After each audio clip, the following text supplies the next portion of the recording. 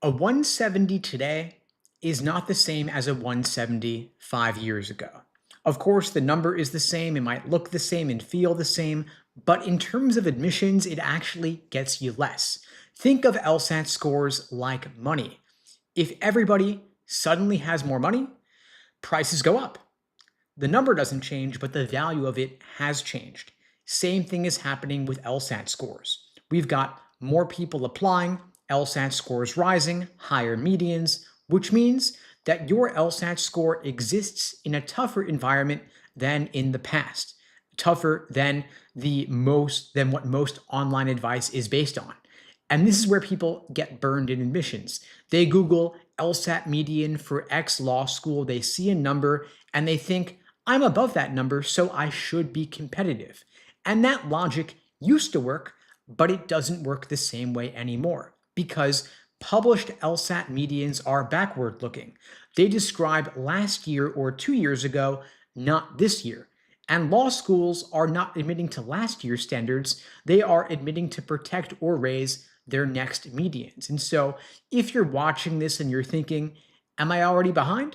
Don't worry. This is not about scaring you, it's about updating your mental model because the biggest mistake applicants make right now is not having a bad LSAT score, it's using outdated assumptions about what that number means. And so today I'm going to show you what LSAT score inflation actually is, what the newest ABA 509 data actually shows, and why people with solid scores are getting waitlisted or rejected, and most importantly, how smart applicants are still winning in this environment.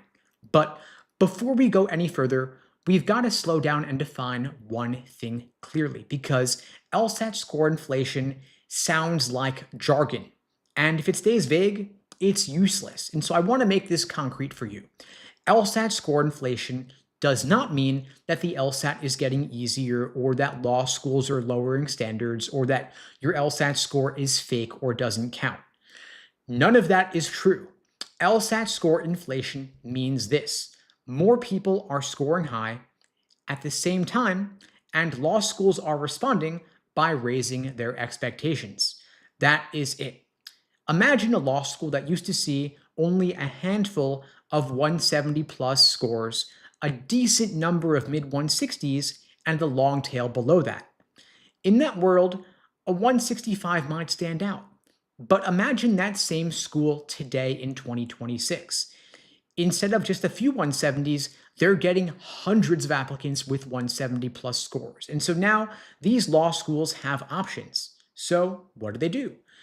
Of course, they're not going to change the rules publicly. They're not going to make any dramatic announcement. They're just going to quietly raise the bar. And this is where people misunderstand medians. A median is not a target or a cutoff, and it's also not a promise.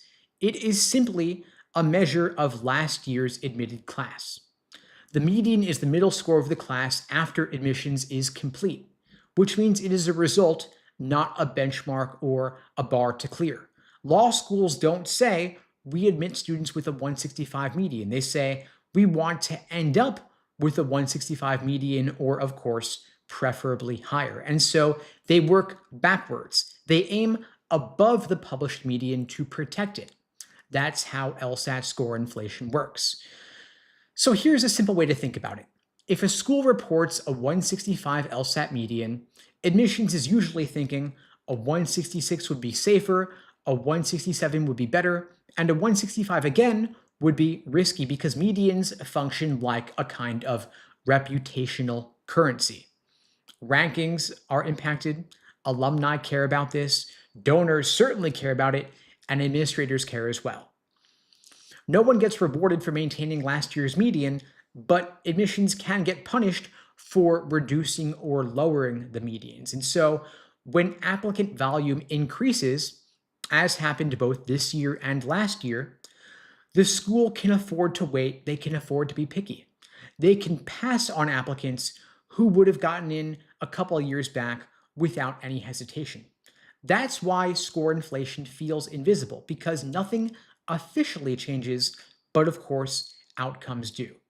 People will say things like, I was above the median, I had good numbers, this was supposed to be a safety school, and then they get confused when they're waitlisted or rejected.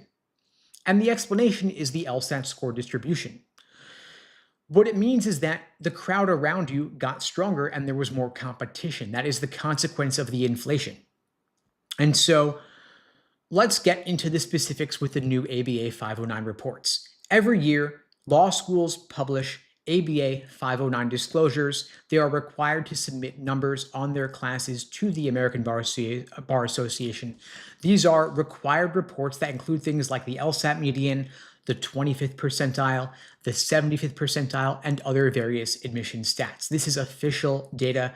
This is not gossip on Reddit or TikTok or the forums and such. Now, the first big takeaway I want you to note from these reports is that across all ABA-approved law schools, the average LSAT median went up by 1.79 points in just 1 year. That is nearly 2 full points across basically every law school in just 1 cycle. That is a massive shift. Now, only 3 law schools had their LSAT medians go down from 2024 to 2025. So this was not a mixed year where a bunch of schools went up and a bunch of schools went down. This was a massive tidal wave. The second big thing I want you to note, and this is why everyone's feeling like admissions got harder this year, it's that 28 law schools had a 170 LSAT median or above. Go back 10 years, only 5 law schools had a median of 170 or above. So we went from 5 law schools, 170 plus, to 28 law schools with 170 plus LSAT median. And so if you're wondering why it feels like 170 is the new normal, that is why. That is the distribution. And across those 28 schools with 170 plus medians, none of them decreased their LSAT medians this year. Some went up, some stayed flat, but basically nobody is moving backward. That is inflation. Now, this is not just limited to the top 14 law schools. It's not just Harvard and Yale and Stanford. If you look at the schools in the 160 plus category, 49 law schools had an LSAT median of 160 or above. 23 law schools increased their medians by 2 points, 45 increased by 1 point, 23 stayed the same, and basically none of them dropped in a meaningful way. Again, this is inflation. It's not just one law school doing something weird, it is the entire system. Now, if we zoom out compared to 10 years ago, almost every ABA-approved law school increased its LSAT median, some by as much as 13 points. And the average increase in LSAT medians over that 10-year period was 5 points. Now, 5 points is a lot. That could be the difference between paying scholarship versus getting a scholarship versus paying sticker, getting in versus getting waitlisted, and it being a safety school versus a reach school. So when someone says to you, oh, your LSAT score is pretty good, the question is, good compared to what? Good compared to what year? Because the meaning of the number depends on the context. It's all relative. So in plain English, the simplest way to translate all the jargon, all the data is if you're using an admission strategy based on old medians, you're playing the wrong game because the medians have changed. And when the medians change, there are a number of downstream consequences. Who gets in, who gets waitlisted, who gets scholarships, and how safe a law school really is. And so when I say LSAT score inflation, this is not meant to be a philosophical point. This is not meant to be inside baseball here. I'm saying to you that the new ABA 509 data shows that the entire curve shifted upward. And you can look this up for yourself. You can Google Harvard Law School, Yale Law School, Stanford Law School 509 reports, and you could see all the numbers for yourself and compare them year to year. Now, when you are applying to a law school, you ideally want to be above the median of the school that you're targeting. But you don't want to be just above the median because law schools are admitting to protect their medians. It's not like if last year's median was a 165, if you're at a 166 or 167, you're automatically competitive. Admissions is already looking at last year's medians and they're thinking to themselves, if we repeat last year's exact pattern, we could slip down in the rankings. So they are already aiming higher, meaning that you've got to aim even higher than they are aiming. And so if last year was 165, they're already targeting 167 as their median, so you want to be at 169, 170. And the data shows that law schools themselves are susceptible to the optics of a 169 versus a 170. In other words, the 170 being in the 170s looks a lot better than being in the 160s, even if the difference is only a single point. And so don't settle for the 169, shoot higher, shoot for the 170 to maximize your odds of admission.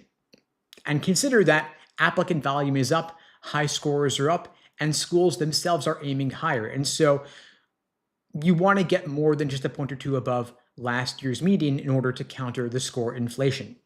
And one unfortunate consequence of the LSAT score inflation is that it shrinks scholarships offers. Because most applicants think that LSAT scores affect admissions first and scholarships second, but in reality, it's often the other way around. In other words, LSAT score inflation hits money before it hits admissions, because scholarships are leverage. Law schools use scholarships to shape their incoming class. They're giving out money to raise medians, protect the medians, and compete with their peer institutions. When there are fewer high scorers, schools have got to pay to get them. But when there are many high scorers, as there are this year, schools don't have to pay. And law school applicant volume is up significantly year over year, even more over the past 2 years. There are 50% more people applying to law school this cycle than there were 2 years ago. So for every 100 applicants 2 years ago, there are now 150 applicants, and law schools are not increasing class sizes accordingly. They're increasing them a little bit, but not a ton. And so scholarship leverage is not increasing to the same extent. In other words, applicant growth outpaced seat growth. And so as a consequence, there is less money available with the same LSAT numbers. So if you want to get the same money you would have gotten 2 years ago, you've got to have a much higher LSAT score to compensate. And according to the latest data, the average cost of attendance for law school is now about $82,000 per year when you consider tuition, books, fees, living expenses, and so on. And at the same time, Grad Plus loans have been eliminated and federal loans are being capped at $50,000 per year. And so if your scholarship shrinks by even $10,000 a year or $15,000 a year, that turns into more private loans, higher interest, and more financial stress. And so LSAT inflation is not just a problem for admissions, it is also a problem for your debt. And law schools don't need to lower scholarships openly, they just reallocate them. They give the biggest awards to the very top, and it ends up squeezing everybody else. So you've got to negotiate harder. Law schools know that when they're oversubscribed, they're going to fill seats easily and they're already safely at their medians. They don't feel the same pressure to improve their offers. And so you've got to negotiate harder. And the best way to put yourself in a stronger negotiating position is by having stronger numbers, higher LSAT score, higher GPA. And of course, your undergraduate GPA is already likely pretty fixed at this stage. So the biggest and best thing you can do to increase your negotiation leverage is to apply with a higher LSAT score.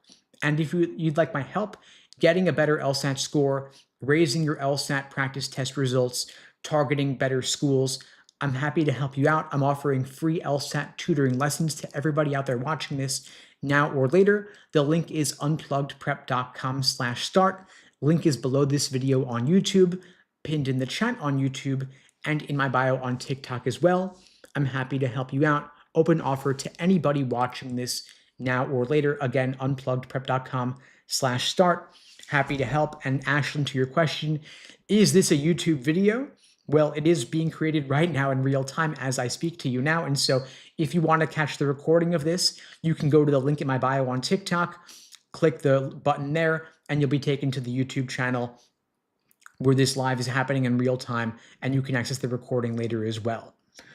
Happy to take any and all questions popping into the chat. I'll get to as many as I can. And of course, if you want to talk through your situation with me personally, you can book that free tutoring lesson to talk it through. Just scanning through the chat here. I see JC's asking, what advice do you have for students who don't have a great GPA but want to get into law school? Well, if your GPA is not great and you're still in undergrad, aim for that upward trend. Aim to do better in your classes than you have done up to this point. Show that who you were freshman year is not who you are this year, whether it's sophomore year, junior year, or senior year. And then if your undergrad is already pretty set in stone, then the next best thing you can do is get a higher LSAT score to compensate. Law school admissions is largely a function of your undergraduate GPA and your LSAT score. So get a higher GPA, get a higher LSAT. If GPA is already a done deal, then focus more on the LSAT. And for those of you gunners who are in high school or early in undergrad, focus more on the GPA. But once you get into later into undergrad, switch gears to the LSAT score. Happy to help. Just scanning through for more questions here. Buller's asking, what GPA range should I aim to get into for the T14? So the T14, meaning the top 14 law schools, their GPA medians are all around a 3.9. I was talking more earlier about the LSAT medians, but GPA medians have also risen as well. And so you ideally want to have a 3.9 or a 4.0 GPA for undergrad, for T14 law school admissions. And if you're not at a 3.9, if you're below that, then you want to compensate by having a higher LSAT score. The LSAT medians for the T14 are all 170 to 174 as well. So if you're below a 3.9 on the GPA front, you want to be above a 174 on the LSAT front just to compensate. Brody's asking, how much does undergrad prestige matter in T14 admissions? Not very much. Law schools don't really care where you went to undergrad because they have no incentive to care where you went to undergrad. They are not evaluated based on that particular metric or detail. In other words, law schools, like anybody else, they respond to incentives. They care about what they are incentivized to care about. And the American Bar Association and the US News rankings don't factor in the prestige of your undergraduate institution. They factor in your LSAT score and your GPA. Because the soft factors like letters of recommendation or application essays or resume, because those are not quantifiable, then they're not given the same weight. I'm not going to say they don't matter at all. Of course, they matter somewhat, but not very much because, again, they're not quantifiable. Could they be a tiebreaker? Of course. But you don't want to over-index on a letter of recommendation from your neighbor down the block who's a judge or is your parents' best friend who says, so-and-so is a good kid, they'll make a great lawyer. That sort of thing doesn't carry a whole lot of weight. If you have worked personally and directly for that person, and they can speak to your work ethic, your character, your perseverance, your go-to-itness, then sure, then that might play some role, but it's not going to get you in if you don't already have the numbers. Now, Milana, to your question regarding letters of rec, the best way to have a stronger letter of rec is to have a more personal letter of rec, to actually know the person who is writing your letter. And so if you were in large lecture classes in undergrad where you never really spoke up, you never really interacted with the professor, they're not going to be able to write you a strong letter. In contrast, if you're that guy or that girl who raises their hand in class, always does the readings, goes to office hours, even just once every other week or so, that will make a significant difference because the professor will actually feel like you care. And they will feel more compelled to write you a stronger letter of recommendation. When you are requesting that letter, do so earlier rather than later. So if you had a professor in the fall semester and you're applying to law school this fall, ask for the letter now while their memory of you is still fresh. Don't wait till August when it's been 8 months since they talked to you. And if you're starting spring semester in a week or two, and you're starting fresh with a new semester of classes and such, again, that's a fresh start for you to interact with that professor, raise your hand in class or seminar, go to office hours regularly, build a relationship, and then when you ask for the letter, it'll make sense for you to have done so. If they are reluctantly writing the letter and reluctantly agreeing because they didn't really know you, it's going to be a templated letter and it won't carry that much weight.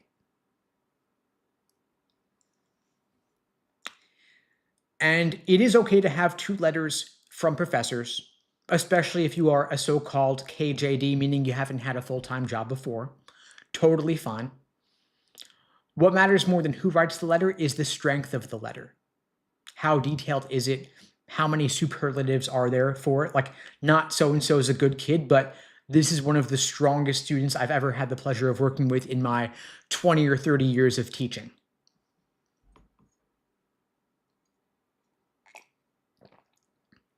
Now, I know some of you are taking the LSAT this week. Good luck to those of you taking the January LSAT. Hope you crush it. Some advice for the final days before in response to Wado's question here. Day before the LSAT, I always recommend taking that day off, relaxing, taking it easy. Don't seriously study. Don't take a practice test the day before. This is not the time to cram. At this point, either you know it or you don't. You want to go into the test itself feeling fresh, feeling cool and confident that you're likely to crush it. Then morning of, you do a couple of warm-up questions, maybe a favorite logical reasoning question, a favorite passage that you've done before. Not anything to really challenge yourself, not to test yourself. You want to just wake up your brain a little bit so that the first questions you're doing that day are not the ones that truly count. Don't make it an entire section, though. You don't want to burn your endurance up, but you do want to do at least a little bit before the test so that you're feeling good about it going in, that your brain's already woken up a little bit. Blue's asking how to deal with time pressure when taking the LSAT. So this goes down to how you've been studying up to this point. A lot of students will make the mistake of doing too many drill questions and not enough full-length exams. Test day itself is not a drill. And it's not enough to get the questions right. You got to get them right under test day conditions, considering pacing, time management, and endurance. And so you want to do a lot of individual sections and a lot of full-length exams before the big day so that test day itself is like just another run-through. In logical reasoning in particular, the questions are presented in a general order of difficulty, meaning they get tougher as the section goes on. You want to aim to ideally do the first 10 questions in roughly 10-12 minutes, build up a time bank that you can then apply to the tougher questions later in the section that truly need it. And so a lot of students get bogged down and get stuck on the easier questions, double checking, triple checking, and as a consequence, they don't have enough time for the tougher questions later that truly need it. So take no prisoners, don't second guess yourself, trust your gut on the easier ones, save that time for the tougher ones later that truly need it. And to Wade's questions here, what to do in the lead up to the test in just a month, do more full exams. If you've got 1 month till your test, make it a timed exam or two every single week over the next 4 weeks. If you're studying for the LSAT part-time because you're working or in school, make it just 1 exam a week. If you have the leisure and the flexibility to do nothing but study for the LSAT full-time, do 2 timed exams a week, but also make sure that you are reviewing your mistakes in depth. Ideally, you want to have done at least 10 full exams before the big day, so that test day itself will be like just another run through and you've done it all before. You've seen it all before. Nothing can get in your way. You've gotten practice test results that are close to your goal, which will hopefully mitigate any anxiety that you might be feeling about the exam. Now, I got some questions here about chances with this GPA and this LSAT score. I mean, first off, if I don't know your LSAT score, I can't do chances for you because the LSAT is the biggest factor in law school admissions. If your GPA is below the median, I see this person's got a 3.27 GPA, aiming for a top 25 law school, you want to have a much higher LSAT score to compensate. You're going to be a so-called splitter applicant with a higher LSAT and a lower GPA. But if you haven't even taken the LSAT yet, a chance me becomes meaningless because we're lacking the most important factor. It's like asking me, can I pay my rent? but I don't know what your income is or what's in your bank account. It's like, well, maybe you can, but the most important determinant is not known. It's a big question mark. So we got to have them fill in that missing piece in order to give you better advice. And rather than, can I get in? The better question is, what would I need to do to get the necessary LSAT score over this period of time? So, in other words, what would it take for me to get a 180 on the LSAT by April? I have 3 months and I'm able to study 15 hours a week.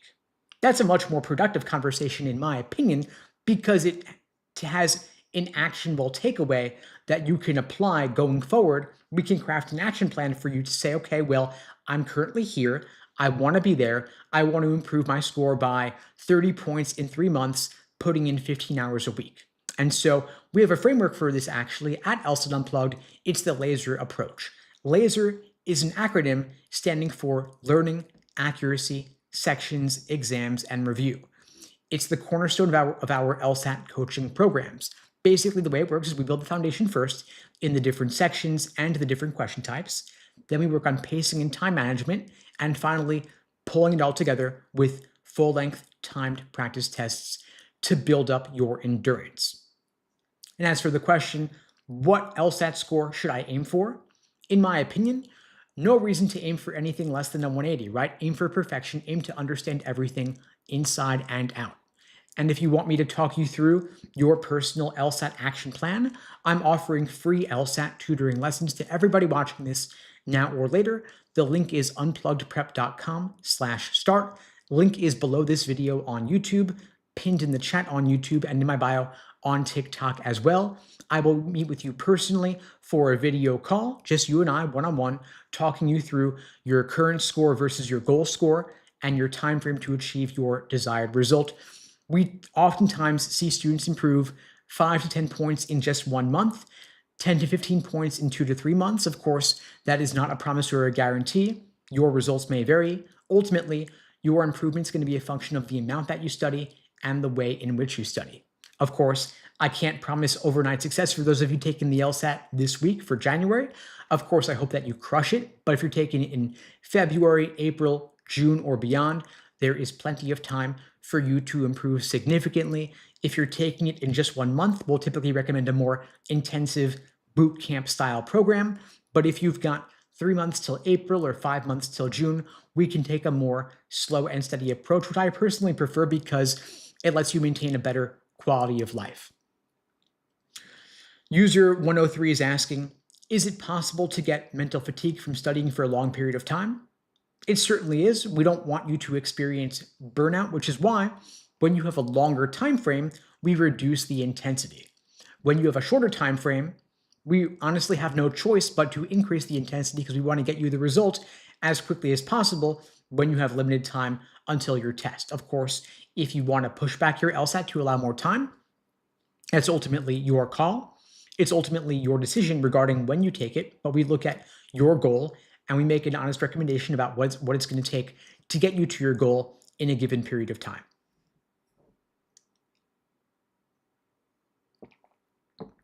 Just scanning through for more questions here. Law's asking, if I start studying now, how much studying per week do I need to do for the LSAT in June? Okay, so if you have 5 months starting from scratch, how much studying per week do you need? Well, my first question is, what's your current score? Have you taken a practice test? Have you taken a cold diagnostic, or are you starting from totally zero? My second question would be, what is your goal score, or what is your target law school? What kind of result are you trying to achieve? And what are your other obligations? Are you working? If so, is it part-time or is it full-time? Are you in school? If so, is it part-time school or full-time school? Do you have family obligations, a relative that you're taking care of? Do you have children? All of that plays a role. In the absence of any of that context, I would recommend at minimum 5-10 hours a week because you have 5 months. If you are able to put in more time, I love it. More time is always better, up to a point though. We don't want you to burn out. So I would never recommend more than 35 hours of studying per week because the LSAT is a skills-based test. It is a test of pattern recognition, meaning you're not cramming, You're not memorizing. You are learning how to apply a skill. You are learning how to read critically and skeptically to navigate difficult, dense text. It takes time for the lessons of the LSAT to sink in. And so a slow and steady approach is preferable to cramming, but even just 10 hours a week is plenty of time to make steady forward progress. I usually don't recommend less than that because we don't want you to get rusty on what you're learning. We want you to feel some consistency in your prep. If you're taking a year to study for the LSAT, not saying you need to, but if you wanted to, then 5 hours a week is plenty. But if you're going to want to ramp it up as the test gets closer. Kay is asking, would you apply to schools right now? So in other words, I guess you're asking, is the January LSAT too late for this cycle? If that's the question, the answer is no, it is not too late. It is totally fine to take the January LSAT and apply to law school this cycle. Even the February LSAT is not too late either. If we're going beyond the February test, we're getting into later territory. But January LSAT scores come out end of January. February scores come out end of February.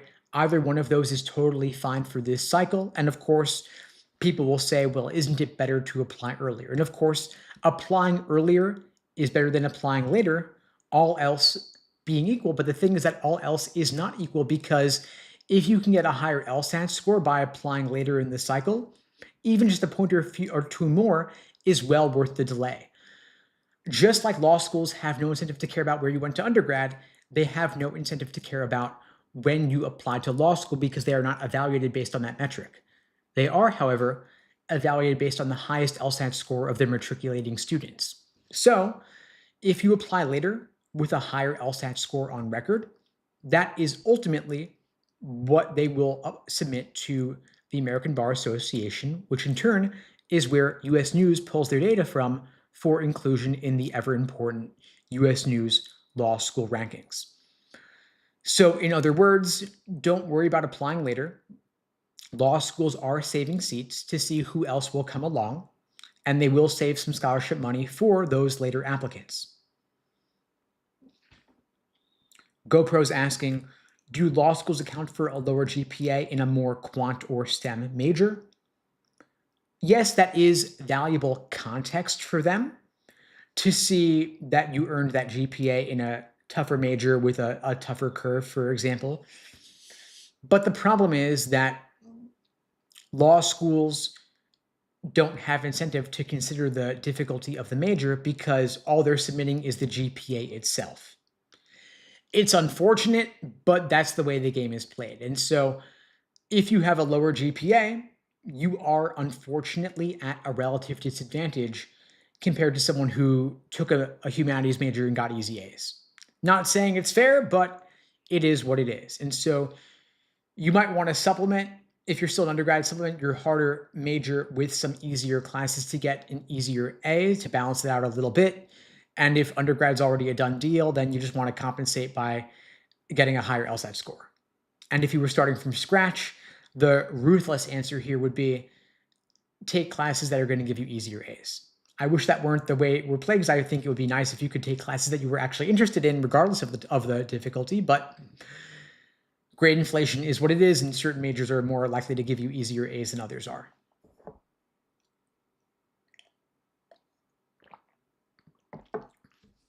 Scanning through for other questions coming in here. I'll get to as many as I can here.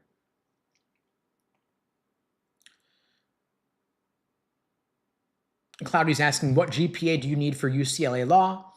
If you have a 375 GPA, what LSAT score should you aim for? So a 375 probably puts you slightly below the LSAT median for UCLA Law. You can look up specifics on the 509 reports, but assuming it's a little bit below, you're going to want to have a higher LSAT score to compensate.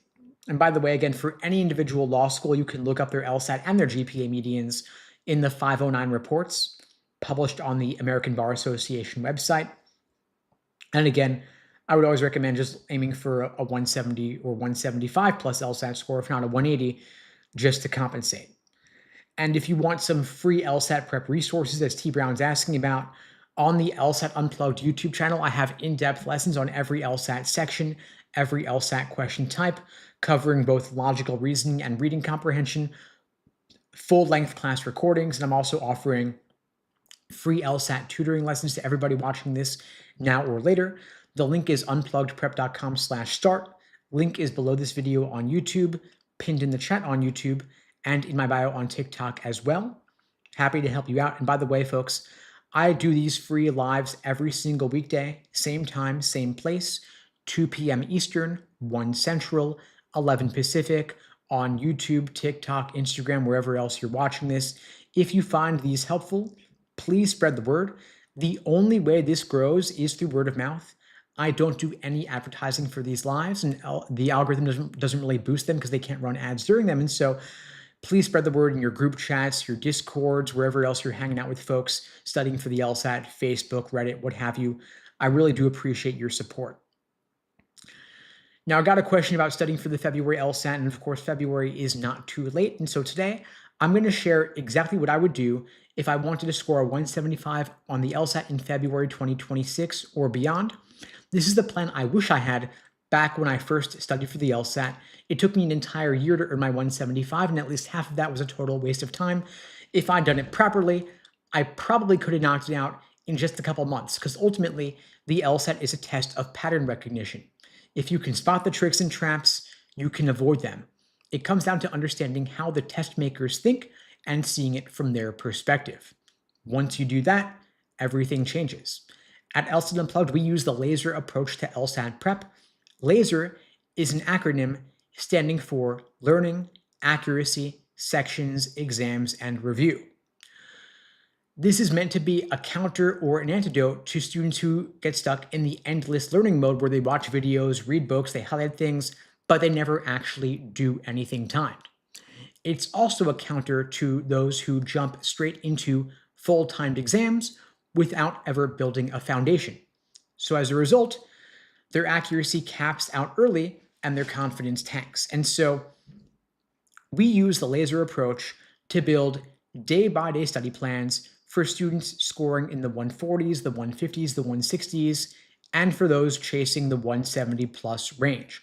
The first phase is L for learning. This is where you build the core understanding of what the LSAT actually tests: logical reasoning and reading comprehension. In this phase, you're not rushing or timing yourself. You're just trying to understand, how do the test makers think, what patterns show up, and what does each question type want from me? In logical reasoning, there are roughly 15 major different question types, and each one needs its own perspective.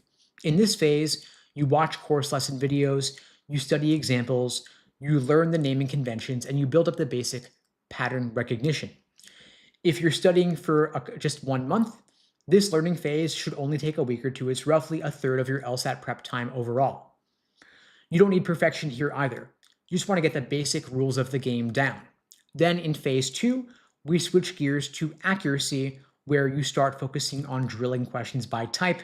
You're not doing full exams yet or full sections, just question by question repetitions, because the LSAT is a pattern-based exam.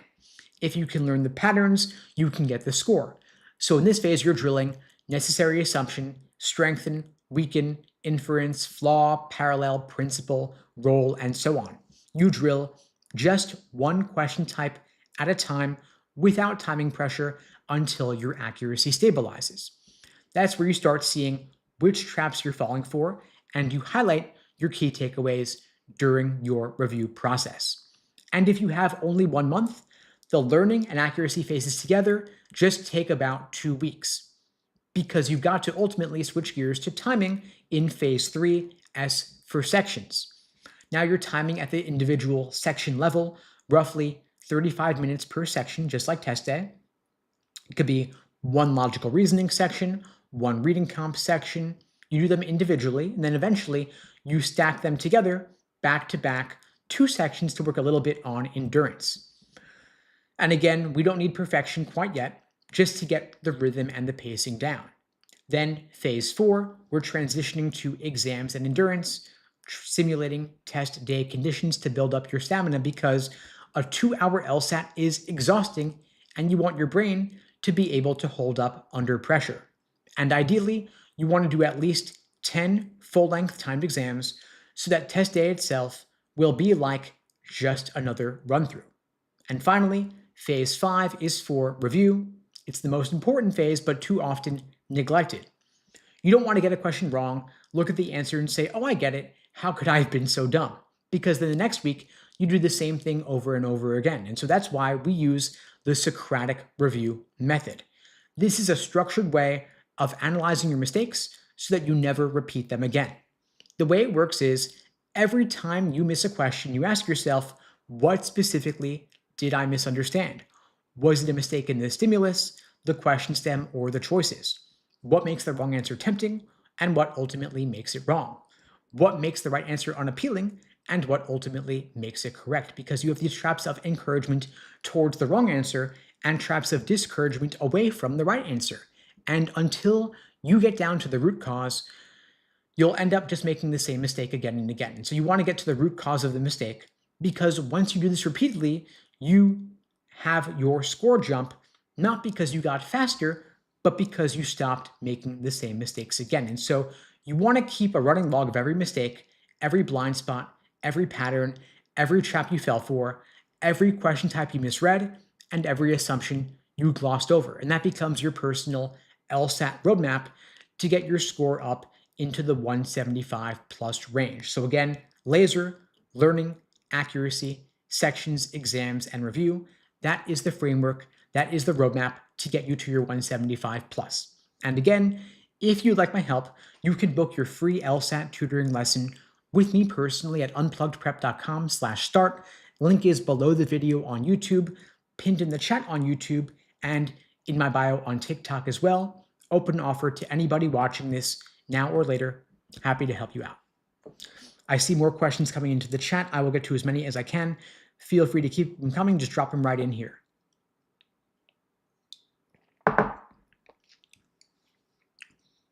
Cloudy says, I'm taking a full year to study for the LSAT for the best possible score on the first take. So if you have an entire year to study for the LSAT, you can take more of that slow and steady approach using that laser framework, but you can spread it out over a much longer period.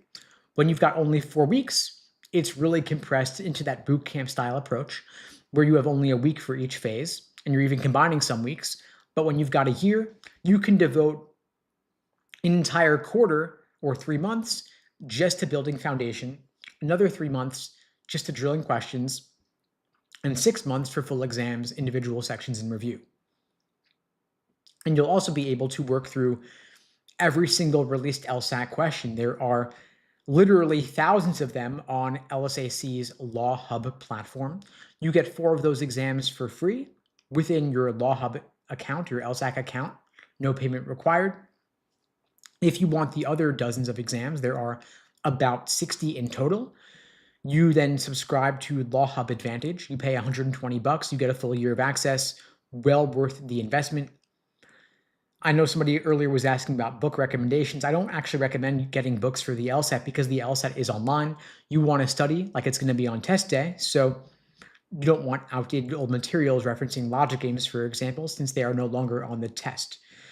After the June 2024 LSAT, LSAC removed logic games from the test and replaced them with a second score logical reasoning section.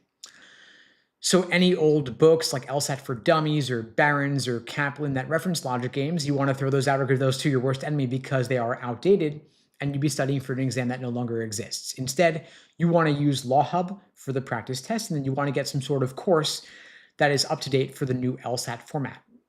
Us, by the way, at LSAT Unplugged, we cut logic games after the June LSAT in 2024. We added a lot more material on logical reasoning, and of course, we've updated all of our LSAT coaching programs and study plans accordingly to account for the change, meaning we purged logic games from all our materials and we added a whole lot more on logical reasoning to reflect the new format. And by the way, I recommend that you devote roughly 2/3 of your LSAT study time to logical reasoning, since it is 2/3 of the test.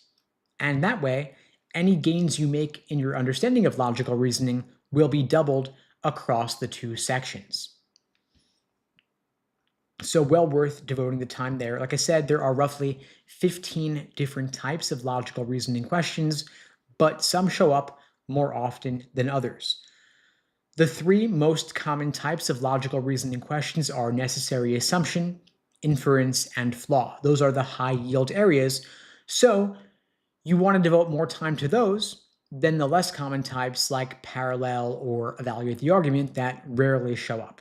Of course, for a top score, you want to understand everything, but don't waste time on parallels if you haven't mastered necessary assumption questions since they are far more common. In other words, focus on the high yield, low hanging fruit first. And so Juju's asking what our curriculum is like.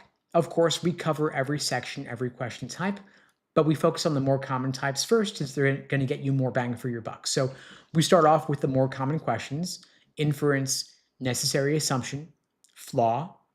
We also cover reading comp since it's an entire third of the test. And then, of course, we cover all the other types as well, but we also aim to personalize every program for the individual student. So if you're coming to us as a retaker and you already know your weak areas, we're going to look at your analytics, we're going to look at your weak areas and focus more on those.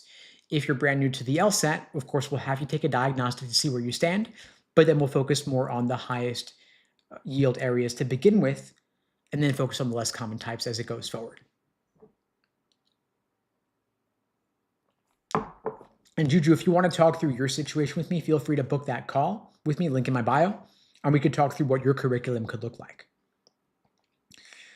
Like your fans saying, my GPA for grad school is better than my undergrad GPA. How can I emphasize that? Well, you don't really need to because they're going to see your transcripts. It's going to be there. They're not going to neglect to look at your transcript, both undergrad and grad. But the thing is that unfortunately for you, law schools only consider your undergraduate GPA for admissions because that's what LSAC uses to calculate their version of your GPA. So you have your undergrad GPA, then LSAC calculates their own version of it, translating letter grades into grades out of 4.0. But unfortunately, they don't look at master's GPA the same way because it is not factored into LSAC's GPA or to the American Bar Association or US News. And so they'll see master's GPA, but because not everybody has one, and because, of course, you're choosing a specialty in a grad level program that's not the same requirements as undergrad, it's not going to play the same role. Paul's asking, do I think somebody with a 2.9 GPA and 177 could get into a T14? I mean, maybe. You could, I would say blanket the T14 and blanket the T30 for that matter, just because you have a great LSAT score, but the GPA is going to hurt you quite a bit. And so you want to cast a wide net to maximize your options. So yeah, it's certainly possible. And you're saying that, yes, you did. Congratulations. I don't know why you're asking, but I'm glad that you got the result that you were looking for. I hope that you are off to a great start if you're already there. But I guess my thought here is, for everybody else to give some actual constructive advice here is, if your GPA is fixed, if you've already got on top LSAT score, you want to think about what else could you do to maximize the strength of your application.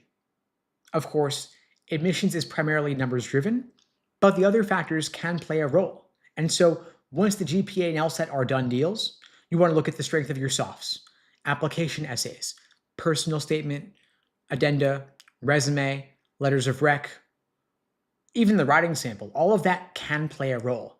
I would aim to maximize the other factors first, get the highest possible GPA, get the highest possible LSAT. Once you've done those, then you strengthen everything else. But the numbers are ultimately predictive, but they're not entirely your determinative. In other words, they are not your destiny entirely.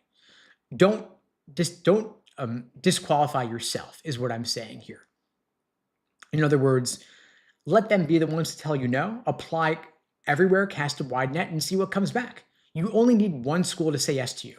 And so even if you put in your numbers and the chance predictors tell you that your odds are very low, there's still a non-zero chance of you getting in somewhere. And so if you apply to all of the top 30 schools, even with a low GPA, you might get into a couple. And those few schools are all that you need. You only need one school to take a chance on you. And of course, A 2.9 GPA is not a great GPA. The T14 medians are all 3.9 or above roughly, and so you want to have a higher GPA if you can. But if your GPA is already pretty fixed, aim for that 177 LSAT score. Aim for that 180 LSAT score if you can. No reason to aim for anything less. And again, if you don't yet have the 177, if you want the help, we could talk through your chances, talk through your plan of attack, help you get the highest possible score. And what high numbers are, what's a high GPA? It's relative, right? And so you look at what are the numbers, what are the medians of the schools that you're applying to, and a high GPA or a high LSAT is above that median. And so if a target school has a 3.9 GPA median and you have a 3.95 GPA, then you're above their median, and that's great for you. If you're below a 3.9, you want to see what can you do to increase it if you're still an undergrad. If you still have a semester or two left, can you raise your GPA? Can you take some easier classes or take fewer classes where you can do better in them? Can you retake some classes? Or better yet, can you focus more on your LSAT score and raise that number? It's kind of funny how your LSAT weighs more heavily in your chances than your GPA does, yet it takes you roughly 4 years to earn your GPA, and your LSAT is just a single day of 2.5 hours. But that's how the game works because of grade inflation. Law schools discount GPA because it's not a reliable metric of your academic ability, given how easy it is for folks to get easy A's. But your LSAT score is a single day, weighs more heavily than all of undergrad combined. And so you do want to take it seriously, and you do want to retake it as well. Knight's asking, how many times can you retake the LSAT to get a desired score without looking suspicious? I mean, retaking is normal. Ever since they went from offering the LSAT 4 times a year to 8 times a year, folks are retaking it more and more because it's easier to retake given the frequency of administrations. The retake limits are only 5 times in 5 years, 7 times for life, and if you get a 180, you can't take it again. So you could take it 5 times in 5 years, totally fine. There's no reason not to. And in fact, I recommend that everybody retake the LSAT at least once, meaning you take the LSAT in total at least 2 or 3 times, because there's no downside to retaking the LSAT. If you do worse on a retake, no big deal. The higher score is what counts. If you retake and do better, congrats. Now you've got a higher score on record. And so, if you had a practice test average of a 175, you took the LSAT and you got a 175, that's great. You might just say to yourself, I'm done and I'm moving on. But there is a margin of error or a score band of roughly 3 points on each end, meaning that scores fluctuate. Maybe you retake the LSAT. If your true score is a 175, you retake it, maybe you get a 172. Or maybe you retake it and you get a 178. Maybe you get lucky. If you get lucky, awesome. You've now got a 178, and that's the number you're applying with. Your odds of getting in or getting scholarships are way higher with a 178 than with a 175. And if you do worse, get a 172, no big deal. You could just say, I'm done with the LSAT. Or you could say, I'm going to retake it again and hope that I get lucky. And if you not only retake it, but you also studied more in preparation for your retake, then you're even more likely to do better. So law schools, in short, they don't really care how many times you retake the LSAT because they are not evaluated based on that metric. Again, look at their incentives. Law schools have reason to care about the highest LSAT score of who they accept and the undergraduate GPA of who they accept. Those are the metrics. Softs, of course, they can see those. They can see your application essays, the resume, letters of rec. They look at all of that, of course, but those are not quantifiable. Those are not reported to the American Bar Association. Those are not factored in for US News. Maybe one day they will be. Maybe one day they'll have AI grading essays, God forbid. That'd be terrible. But maybe they'll go that route and then they'll have a number for each essay. But in the absence of that, it's LSAT and GPA. And so you want to have the highest LSAT possible, the highest GPA possible. And if you've got a mediocre GPA, mediocre LSAT, you've got elite softs like what she's writing about here, You can hope to get in based on your softs, but if the numbers aren't there, the softs aren't going to do it for you. My recommendation is if your GPA is mediocre, get a better GPA. If you can't get a better GPA because undergrad's over, get a better LSAT. If you can't get a better LSAT, my question is why not? You can retake. You can take it 5 times in 5 years. There used to be more restrictive retake limits. They have removed those. So you could take the LSAT 5 times in 5 years, and it's offered nearly every month, 8 times a year. This past fall, it was offered August, September, October, and November. Coming up, we've got January, we got February, April, and June.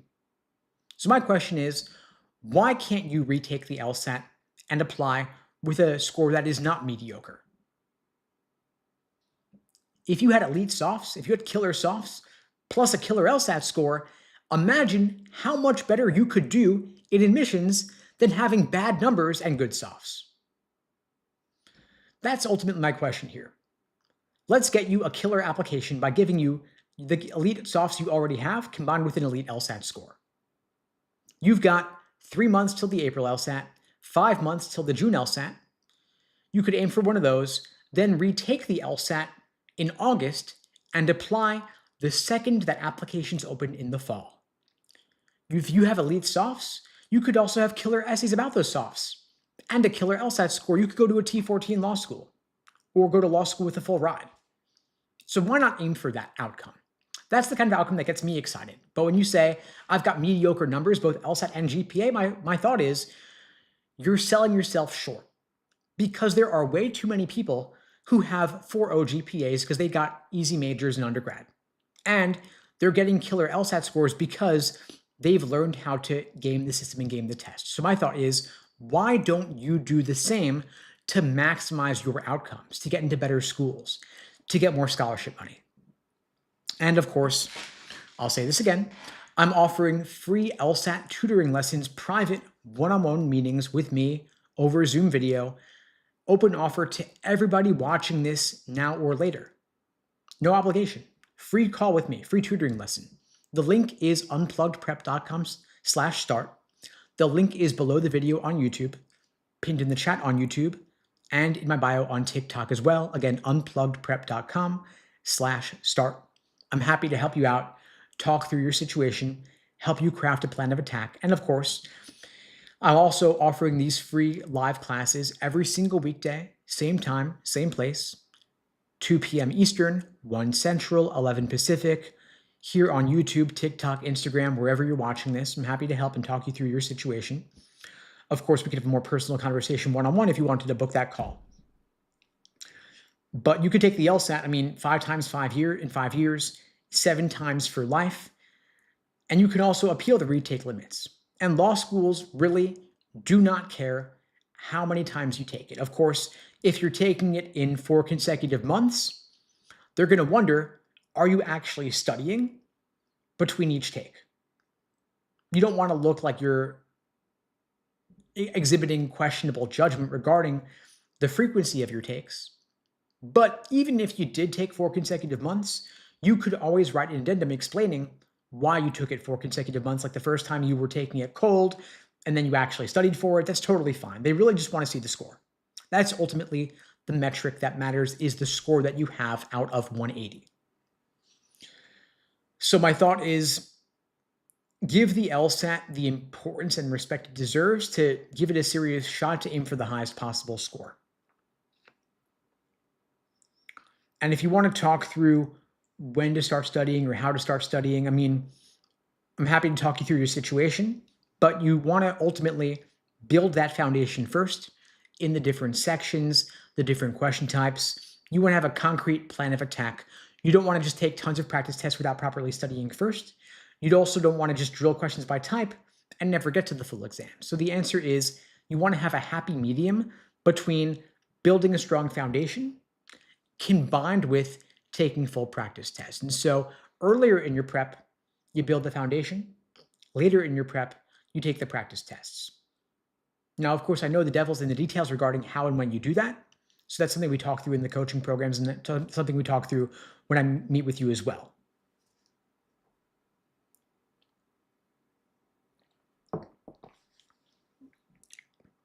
For those of you taking the LSAT this week, the question came up about when to take a final practice test or focus on drilling.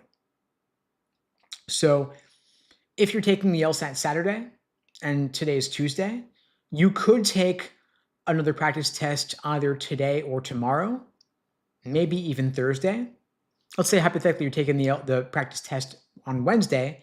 You could review it Thursday, then relax Friday, take your official LSAT Saturday. That might be a good way to go. But probably just one final practice test in the final week, because the point of that final exam is not really to learn anything new.